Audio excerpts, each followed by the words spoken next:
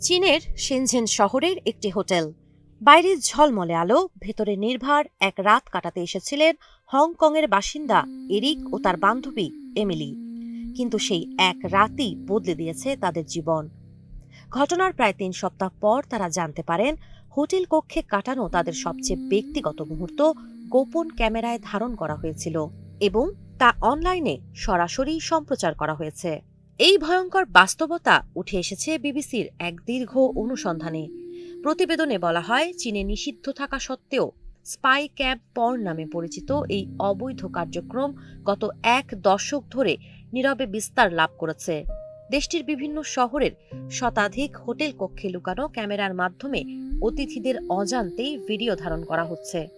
এই ভিডিওগুলো ছড়িয়ে দেওয়া হয় মূলত টেলিগ্রামের প্ল্যাটফর্মে, যেখানে নির্দিষ্ট অর্থের বিনিময়ে লাইভ দৃশ্য দেখার সুযোগ দেওয়া হয়।